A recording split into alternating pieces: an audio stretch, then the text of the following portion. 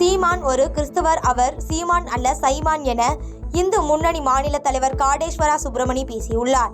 திருப்பூர் மாவட்டம் தாராபுரம் வருகை தந்த இந்து முன்னணி மாநில தலைவர் காடேஸ்வரா சுப்பிரமணி தாராபுரம் ஆஞ்சநேயர் கோவிலில் சுவாமி தரிசனம் செய்தார். பின்னர் செய்தியாளர்களை சந்தித்த அவர், திருப்பதி தேவஸ்தானம் வழங்கும் லட்டில் மாடு, பன்றி, மீன் ஆகிய எண்ணெய்களை பிரசாதத்தில் கலக்கிய நபர்களை ஆஞ்சநேயர் தண்டிக்க வேண்டும் என சூறை தேங்காய் உடைக்கும் போராட்டத்தை தாராபுரம் ஆஞ்சநேயர் கோயில் வளாகத்தில் தொடங்கி வைத்ததாக கூறினார்.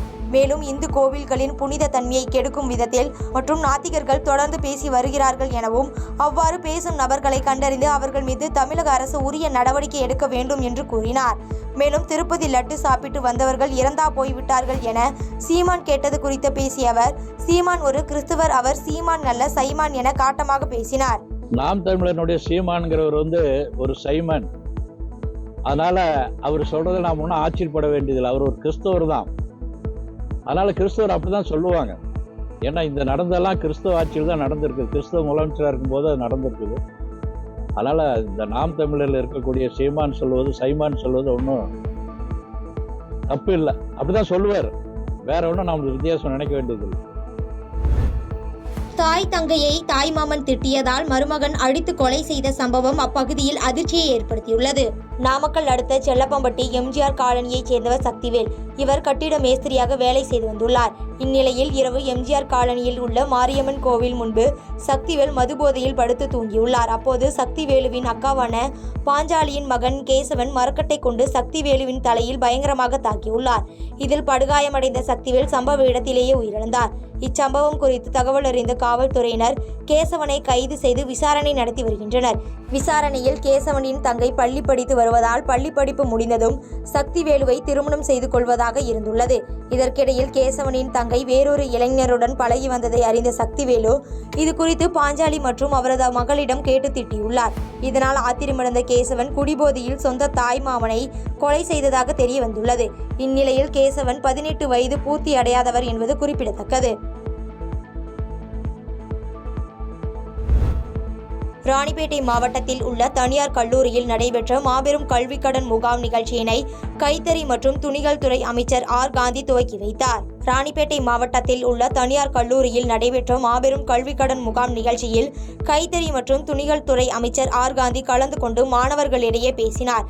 இதனைத் தொடர்ந்து மாணவர்களிடம் பேசிய அமைச்சர், சொத்து சேர்ப்பதனால் வாழ்க்கையானது நிறைவடையாது எனவும், நல்ல பள்ளியை கொடுத்தால் மட்டுமே அடுத்த சமுதாயம் வெற்றி பாதையை நோக்கி செல்லும் என்று கூறினார். இந்த கல்விக்கடன் உதவி கிடைத்தால் பிள்ளைகளை வருங்காலத்தில் பெரிய நாட்டை காக்கும் திறன் படைத்தவர்களாய் ஆக்க உதவும் என்றும், அடுத்த தலைமுறையானது மிகவும் மேலோங்கி நிற்கும் என்றும் கூறினார். வாலாஜாபேட்டை அருகே ஆங்கிலேயர் காலத்தில் கட்டப்பட்ட பாலாறு அணைக்கட்டில் மேற்கொள்ள உள்ள பணிகள் குறித்து தமிழக நீர்வளத்துறை அமைச்சர் துரைமுருகன் ஆய்வு செய்தார். ராணிப்பேட்டை மாவட்டம் வாலாஜாபேட்டை அடுத்த திருமலைச்சேரி கிராமம் அருகே உள்ள மிகவும் பழமை வாய்ந்த பாலாறு அணைக்கட்டு கடந்த 1858ஆம் ஆண்டு கட்டப்பட்டது. ஆங்கிலேயர் ஆட்சி காலத்தில் கட்டப்பட்ட அணைக்கட்டானது கடந்த ஆண்டுகளில் பெய்த வரலாறு காணாத மழையால் சேதமடைந்து காணப்பட்டது.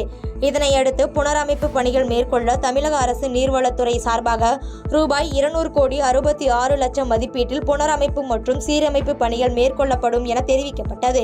இதன் அடிப்படையில் அணைக்கட்டு பகுதியில் தமிழக நீர்வளத்துறை அமைச்சர் துரைமுருகன் மற்றும் தமிழக கைத்தறி மற்றும் துணிநூல் துறை அமைச்சர் ஆர் காந்தி ஆகியோர் நேரில் சென்று சேதமடைந்துள்ள பகுதிகளை குறித்து துறை சார்ந்த அதிகாரிகளிடம் கேட்டறிந்து ஆய்வு செய்தார். தூத்துக்குடியில் ஒருங்கிணைந்த குழந்தைகள் வளர்ச்சி பணிகள் திட்டம் சார்பில் மாவட்ட அளவிலான ஊட்டச்சத்து மாத விழாவை சமூக நலன் மற்றும் மகளிர் உரிமைத்துறை அமைச்சர் பி. கீதா ஜீவன் துவக்கி வைத்தார். தூத்துக்குடியில் அறிஞர் அண்ணா திருமண மண்டபத்தில் ஒருங்கிணைந்த குழந்தைகள் வளர்ச்சி பணிகள் திட்டம் சார்பில் மாவட்ட அளவிலான ஊட்டச்சத்து மாத விழா 2024 சமூக நலன் மற்றும் மகளிர் உரிமைத்துறை அமைச்சர் பி. கீதா ஜீவன் துவக்கி வைத்து சிறப்புரையாற்றினார். இந்நிகழ்ச்சியில் பேசிய அமைச்சர், அங்கன்வாடி பணியாளர்களுக்கு முறையான பயிற்சி வழங்கப்பட்டு காலத்திற்கு ஏற்றாற்போல் பாலூட்டும் தாய்மார்களையும் கர்ப்பிணி பெண்களையும் குழந்தைகளையும் நல்ல முறையில் வளர்க்க பல உதவிகளை செய்து வருகிறார்கள் என்று கூறினார். அதனைத் தொடர்ந்து கர்ப்பிணி பெண்களுக்கான 1000 நாட்கள் மற்றும் இரத்த சொகை என்ற தலைப்பில் நடைபெற்ற கோலப் போட்டியினையும் சிறுதானிய உணவு கண்காட்சியினையும் பார்வையிட்டு கோலப் போட்டியில் வெற்றி பெற்ற பெண்களுக்கும் சிறுதானிய உணவு என்ற தலைப்பில் நடைபெற்ற சமையல் போட்டியில் வெற்றி பெற்ற மகளிர் சுய உதவி குழு பெண்களுக்கும் அமைச்சர் பரிசுகளை வழங்கினார்.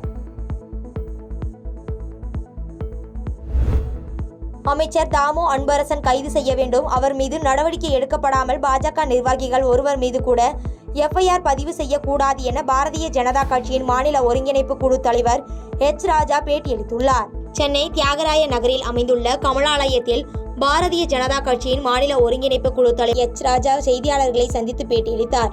திருப்பதி லட்டு விவகாரத்தை புகாராக சொன்னால் பாரதிய ஜனதா கட்சியின் நிர்வாகிகள் மீது எஃப்ஐஆர் பதிவிடுகிறார்கள் என்று கூறிய அவர், நாட்டின் பிரதமரை பீஸ் பீஸாக வெட்டுவேன் என்று தாமு அன்பரசன் கூறியுள்ளார். அவர் மீது ஏன் காவல்துறையினர் நடவடிக்கை எடுக்கவில்லை என கேள்வி எழுப்பினார். திருப்பதி குற்றச்சாட்டு நிரூபணம் ஆகும் வரை ஏஆர் புட்ஸ் முதல்வர் அவருடைய நிறுவனத்திலிருந்து தமிழகத்தின் ஒரு கோவிலுக்கு கூட நெய் கொள்முதல் செய்யப்படக்கூடாது எனவும், முதலாக இந்த நாட்டின் இறையாண்மையை எதிர்த்து பேசும் அமைச்சர் தாமு அன்பரசன் கைது செய்ய வேண்டும். அவர் மீது நடவடிக்கை எடுக்கப்படாமல் பாஜக நிர்வாகிகள் ஒருவர் மீது கூட எஃப்ஐஆர் பதிவு செய்யக்கூடாது என்றும் கூறினார்.